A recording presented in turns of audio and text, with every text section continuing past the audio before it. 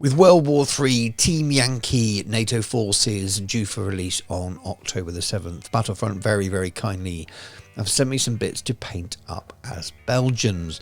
And for this first video, we're going to be looking at the Leopard 1. My name's Stuart, welcome to Miniature Realms, and with the Leopard 1 built and primed, let's get cracking on.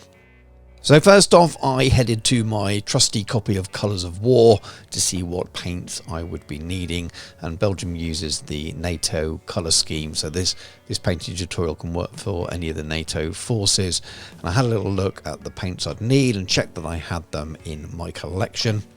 While I don't follow these guides 100%, I do trust them for colours, and the Vallejo paints are absolutely fantastic for military effect. Now this is in the new NATO Forces book itself, double check, and the colours are the same there as well. It is worth noting that both the Colours of War and NATO book list 890 model colour as reflective green, and I have 890, and you'll see it in the video, and it's labelled refractive green. I don't know if that's a name change or just a mistype somewhere. It doesn't make a lot of difference if you follow the numbers, but just thought I'd point it out. So as previously mentioned, the miniature has been built and primed black, and I've left the turret loose for ease of painting. I've decided not to use any zenith or pre-highlighting for this. I wanted to use the flatter colours mentioned in those books and make the guide easier to follow. But I did want to give it a little bit of depth, so I'm starting with model colour bronze green. Now this is a darker green than the refractive green, and I wanted to go very lightly over the black. I still want to leave a little bit of the black there for some shadow and provide a darker tone of green, so that when I add the refractive green as the main colour, there's already some shadow built in there rather than the colour looking very flat. I'm not going too heavy with this, as I said, making sure I leave a little bit of black there and carry the same method over to the turret as well. So now we move on to that main colour, the refractive green, model colour 890, and the idea here is to cover most of the miniature, but I just want to leave a little bit of that darker green and even that black still in the recesses, just to provide a little bit of shadow and depth to the overall colour.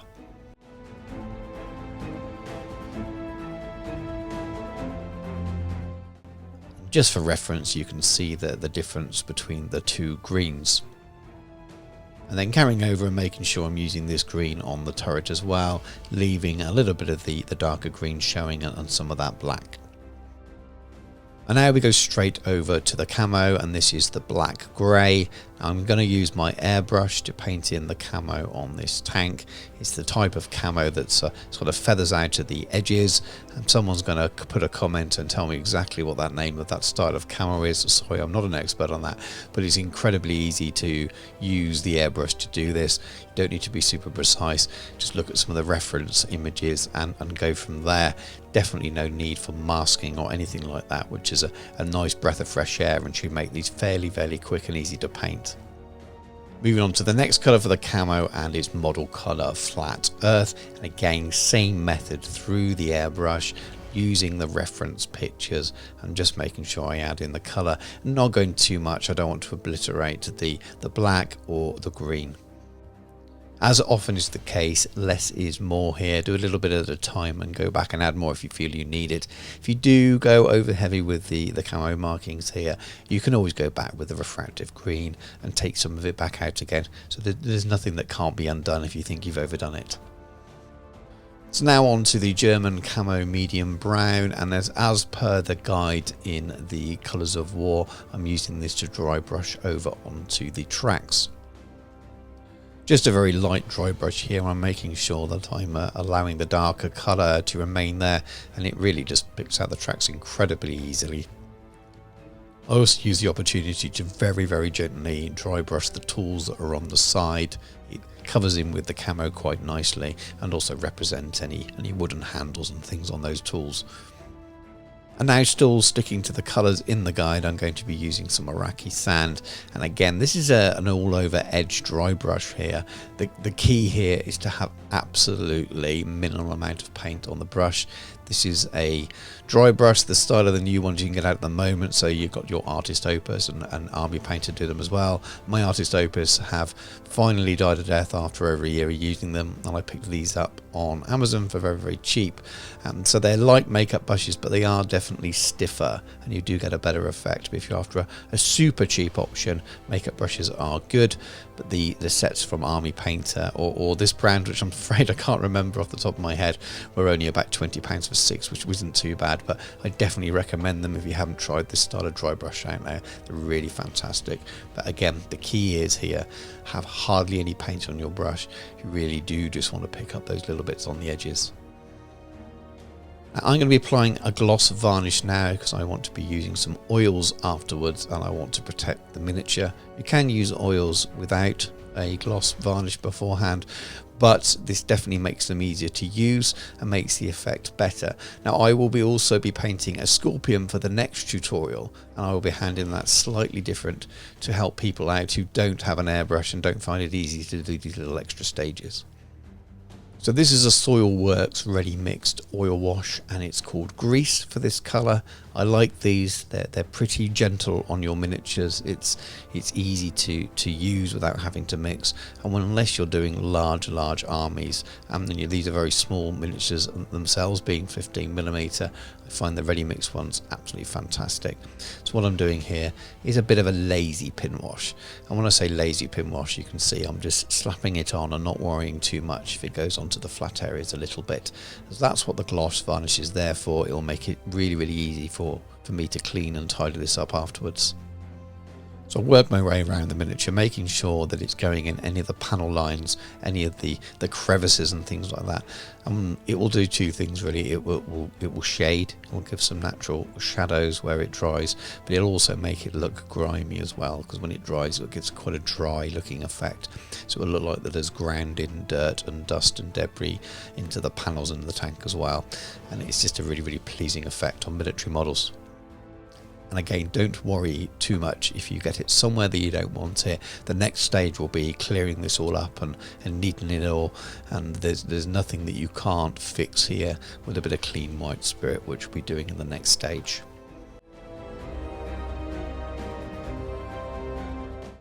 So this is the clean white spirit. I'm using Artist White Spirit. It smells much nicer. It isn't so strong, so your significant others or family members or pets and things won't be cross with you if you're using it in the house.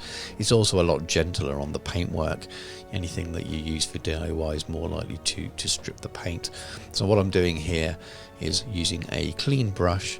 I'm using some clean white spirit, just taking it off the flat areas where you see it's pulled, and just leaving it in the recesses, and then when it's dry you just get this fantastic effect. And this is why I wasn't worried about it pulling over into the edges a little bit, and why I was happy being so lazy with the pin wash. Just like applying wash in the first place, just work your way around the model, take your time. You've got plenty of time to work on it here. They don't dry very quickly. I think even if you left the oil wash overnight with some clean white spirit, you could remove most of it again, but I tend to leave it till it's just touch dry and then work my way back around. You find you have to fight with it a little less. But this is really easy to do. You just focusing in the middle of those panels where there's any marks, and you can just see already that the shadow that's been left by the oil wash in all of those panel lines and crevices. And once the oil wash is dry, you want to get rid of any of that shine, so I'm going to use a matte varnish here, and I'm doing this through the airbrush as well. I'm just using a 2B artist pencil here just to add a little bit of effect to what would be blued weapons. We don't want them to look too shiny, and there's little exhausts at the tops of the sides as well, and I just drag the pencil across those. Now this stage is very much an optional extra. We've already dry brushed with Iraqi sand, and we could go back and reinforce that again with the same colour, but I'm using black metal from scale 75 and Game Air silver here, mostly black metal, hardly anything on the brush. Again, I'm just trying to catch the edges of some of the panels where the paint might have worn, and I really like the effect that has. Not only does it make it look worn and weathered, and if it's on a campaign, it also provides a little bit of extra definition in the way that an edge highlight might do. The game is silver because it's so bright. I'm focusing here more just on the bottoms and the edges of the tracks and wheels where they're likely to have run over rocks and maybe tarmac and things like that, and started to wear the paint away. Now I'm going to use a little bit of light sienna pigment here, and I'm just going to brush it directly onto the wheels. I just want to grind some dirt into the sort of the crevices and things there, as if there'd been dried mud. Now if you brush it in really firm and blow the excess off, you'd be surprised that it stays there. And I'm not going to use any fixative on that. I find that it will stay in there good enough for the purposes I want to do. Now on to some diorama fix, and this is thick mud. We've got European mud and industrial mud. Now the thick mud is more of an effect, not to be confused with the basing texture that they also do as well. This stuff is absolutely fantastic. I love it. So you can dab it on. It's slightly translucent, has some fibre in there as well. Then when it dries, it just has this amazing effect, looking like wet mud. The more you put on, the wetter it will look. If you put a little bit on, it tends to dry and look crusted on, and it's just absolutely fantastic. So this is the industrial mud first of all. Again, like many things, like I've already mentioned, a little bit less is more. You can always go back and add some more on there. If it goes on a bit thick, just wipe it off the brush and go back on there. So it went on a little bit thick there, but I'll spread that out later on, and by the time it dries, it won't look like that massive, almost white effect that it is at the moment. Following up now with the European mud, and this is a different texture, but combining the two I think works quite nicely as well. You often find from going from one field to the next, there might be more clay in the mix in one field or something like that. You get the mixture of colours, or the industrial side that had some debris or something, or some broken concrete mixed in with it. But either way, I think you slowly build up this lovely weathered look with the powders into the crevices on those wheels, and then this mud on top as well. And for a 15mm miniature, it's super easy to do. It takes no time at all, and really just adds a real extra level to your wargaming miniatures. And there we have it, super simple Leopard 1 for Team Yankee. As I say, painted for Belgians. I've been assigned the Belgians to paint, but with it being NATO colour scheme, it can be used for other nations as well. And we'll see that when I move on to the Scorpion. It will be the same colour scheme, but within that tutorial I have use some alternatives to the airbrush for putting on the camo and for doing some of the oil wash weathering and things as well. I'll show you how I do it if you haven't got an airbrush and you aren't using varnishing, so that it might be worth watching part 2 of this sort of mini series just to see how I've done that. Well, I hope you've enjoyed the video and found it useful. I've really enjoyed painting this tank. It's not something I've painted before. I've painted lots of Flames of War, but I haven't painted any Team Yankee. I definitely haven't played any games. So are you a Team Yankee player? Should I turn what I've been sent? I've got some inventory coming up as well, so do look out for that video as probably part 3 of this little series. Should I be looking at trying out the game? Let me know what you think. I don't normally play modern war games. World War II is usually the most modern I get, but as this is a bit of an alternative history, I think it might be something that could be some fun. So let me know what you think. Is it worth playing? But most of all, I really enjoyed painting the miniatures, and thank you very much Battlefront for sending them to me to have a go at. And hopefully if you're excited about this release of Team Yankee NATO Forces, you're enjoying all the releases at the moment, and this video will help you maybe work out how you paint your own army. If you are new to the channel, please do go and check out the other videos I have. There's lots of Flames of War videos on there and painting tutorials that you'll find useful.